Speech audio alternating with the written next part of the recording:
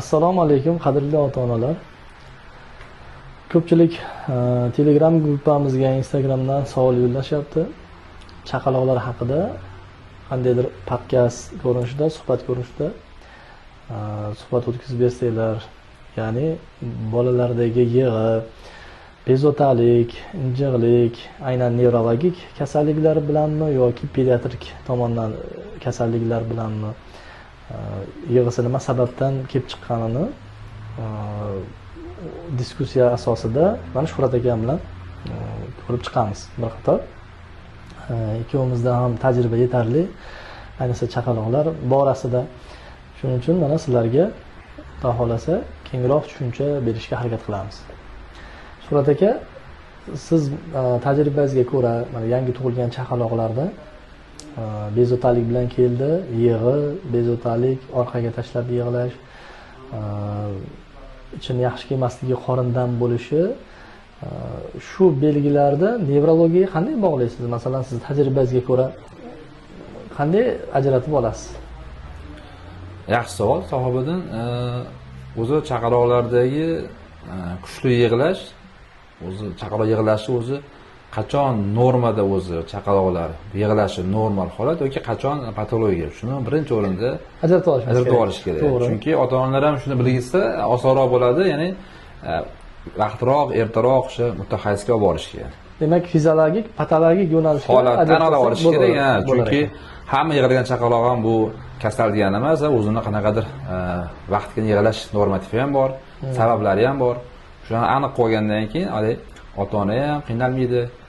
Kerak paytda kerak mutaxassisga, nevropatolog yoki pediatrga olib borishi mumkin. Demak, oldin biz fiziologik yig'i haqida shuni gaplashib olaylik, keyin patologiyaga o'tsak, osonroq ajratib olamiz. Osonroq bo'ladi, ota-onalar ham tushunchaga ega bo'ladi. Yosh ota-onalarga ham yaxshi bir maktab bo'ladi ularga. Demak, yangi tug'ilgan chaqaloqlarda fiziologik yig'i qachon bo'ladi? Shu haqida fikr bildirsak.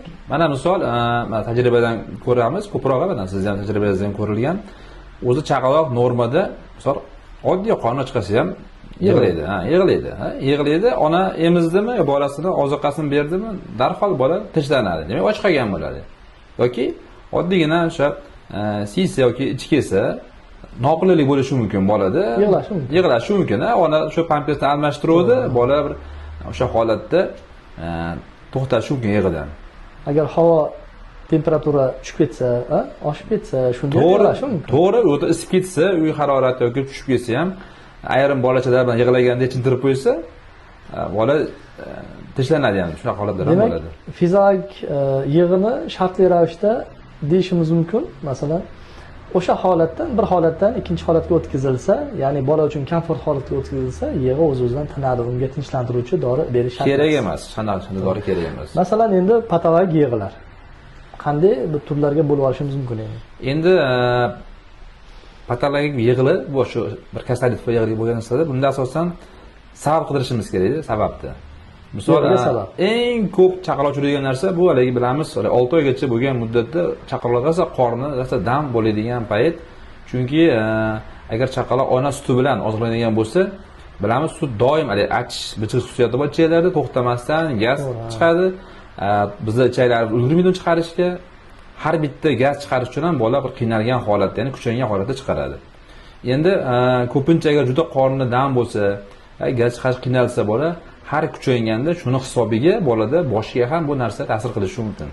Boshdagi bosim ham oshishi mumkin. Boshdagi bosim ham oshishi mumkin. Misol, agar chaqaloq bir marta gaz chiqarganda tishlanib qolsa, bu yaxshi. Agar gaz chiqardi, bola yig'lagan yo'q. Bu normal. Agar yo'q, juda ham bolaning rangi o'zgarib, bir rangi bir qizg'ish rangga, bo'zarib, bir kuchaygan holatda bo'ladigan bo'lsa, bunda albatta bosh miyadagi ichki bosimga ham ta'sir qiladi. Demak, hozir birinchi qorindan bo'lish haqida gaplashib olsakmi? Juda ham keng mavzuni to'g'ri Shuhrat akam yoritdi. Qorindan bo'lishi o'zi pediatrlar davolashga kerakmi, nevropatologlarmi? Qorindan bo'lishiga nevrologik sabab ham bo'ladimi, yo'qmi? Shuni agar tahlil qilib olsak, bizga ota-onalar uchun tushunarliroq bo'ladi. Masalan, meni fikrim, qorin dam bo'lishi har ikki tomonlama, pediatr tomon, nevrolog tomonlama qorin dam bo'lishi kuzatiladi. To'g'ri. Pediatr tomonidan dam bo'lishi bu ko'proq fiziologik holatga o'xshab ketadi, ya'ni ichaklarni ona suti tarkibida kirgan moddalarga reaksiyasi, antigen antitela reaksiyasiga kirishib turib, qorin dam bo'ladi, gaz hosil bo'ladi, chek sanchig'i kuzatiladi. Endi nevrologik tomondan qaraydigan bo'lsak, demak nevrologik tomondan bolalarda tug'ruq travmalardan keyin ichaklarda, oshqozon ichak sistemasida peristaltikasini yaxshi bo'lmasligi, hazm yaxshi bo'lmasligidan qorin dam bo'ladi. Demak, men 12 yillik tajribamga suyangan holatda shuni aytishim mumkinki, qorin dam bo'lishini nevrologik tomonlama ham tekshirib, agar zarurat bo'lsa davolash kerak bo'ladi. Agar yo'q, qorinni o'zida onani parhezini buzish natijasida kelib chiqadigan bo'lsa, demak pediatr tomonidan yozilgan dorini o'zi yetarli bo'ladi.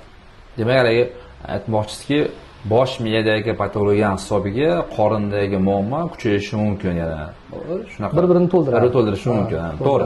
Har ikki holatda nevrologik hamda pediatrik dori-darmonlardan foydalanamiz. Gapingiz to'g'ri, chunki organizm yaxlit narsa bu. Ichak ham bu alohida ishlamaydi, bosh miya alohida ishlamaydi, yurak alohida, hammasi bir-biriga to'ldirgan holatda hamkor ishlaydigan organizm.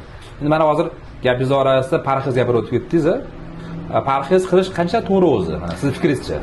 Aynan shu haqida gapirmoqchi edik. Parhez. Ba'zi bir doktorlarimizning fikri bor, parhez qilmasa ham bo'laveradi, lekin parhez qilish kerak. Men o'zim shunday fikr bildirishim mumkin.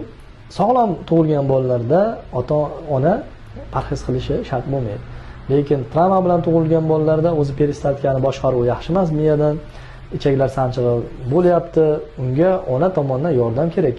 Ya'ni organizmda, bola organizmida allergik entropatiyani keltirib chiqarmaydigan mahsulotlardan foydalanish kerak. Buni o'zimiz tavsiyamizni beramiz har bitta kelgan ota-onaga. Sog'lom tug'ilgan bolalarda parhez qilmasa ham u yenga oladi, unda kuch-quvvati bor, entropatiya bo'lish ehtimoli kamroq, shuning uchun ularga parhez qilmasa ham bo'ladi.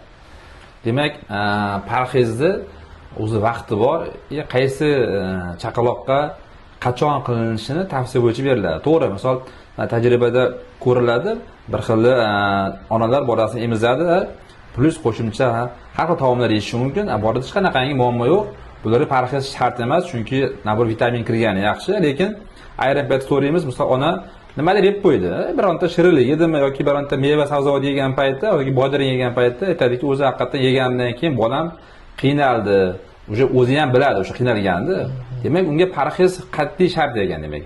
Ma'lum vaqtgacha demak parhez qilib turgan yaxshi. Yoki shirinlik yeb qo'ygan bo'lsa, hali bir xil onalarimiz shirinlik yaxshi ko'radi. Bir to'yib yeb olgan paytda ertasi kuni bolasi diatez bo'lib, bilamiz diatez bo'lgandan keyin nafaqat yuzida va ichaklarida ham muammo bo'ladi. Shuni hisobiga bola yana yig'laydi. U holatda ham demak parhez qat'iyan kerak bo'ladi. Demak, parhezni o'z o'rni bor ekan. Har doim chaqaloqlarda qilinish kerak bo'lgan bir vaqt kelganda qilinish kerak bo'lgan bir davolash metodikasi ham bo'ladi. Endi keyingi yig'imiz bolalar, yangi tug'ilgan chaqaloqlarda shamollash kasalliklari hozirgi paytda ko'paygan. Shamollagan paytda tezda qulog'iga og'riq beryapti. Shu quloq og'riqlaridagi yig'ini tafsilab beraylik, ota-onalarga tushunarli bo'lishi uchun. To'g'ri. Yaqinda bir shunaqangi holat bo'ldi, tajribada bo'ldi. Bir chaqaloq kuchli yig'i bilan bo'ldi. Mana bizda o'sha quloq bilan tomoq yo'limizda yestak naydimiz juda bir-biriga yaqin bo'ladi. Shuning uchun bola tez bo'lsa gripp bo'lib qolsa yoki shamollab tomoq og'rib qolsa, birpasda qulog'i ham berishi mumkin. Yestak nay orqali bog'lanadi. Bog'lanadi. Quloq bilan tomoqni o'rtasida bog'liq bo'ladi. Shuning uchun tezda bolalarda infeksiya o'sha yerdan o'tadi. O'tadi. Bir-biriga o'tib turishi mumkin. Shuni hisobiga aytaylik, masalan, quloq og'rig'ida, masalan, men kuzataman, og'riq boshlanganda boshlanadi, og'riq tugaganda tugaydi. Ya'ni uni ko'tarib, aylantirib qorin tomonga yotqizish yo boshqa nimalar ta'sir qilmasligi mumkin. Keyin birdaniga chinqiriq og'riq bo'ladi, birdaniga baqirib og'riydi, og'riq tugaganda birdaniga to'xtaydi. Sizda ham shunaqa narsa kuzatiladimi? Bo'lgan. Endi o'zi mana misol quloq og'riganda bilamizki, meditsinada o'sha ichkarida qizarish bo'ladi, shish bo'ladi, shuni hisobiga og'riq kuchayadi. Gohida o'sha qizarish, shish kamaysa, og'riq ham qisman kamayib, yana ko'paysa yana ko'payishi mumkin. Chaqaloqlarda shunaqa holat, kattalarda ham shunaqa holat bo'ladi.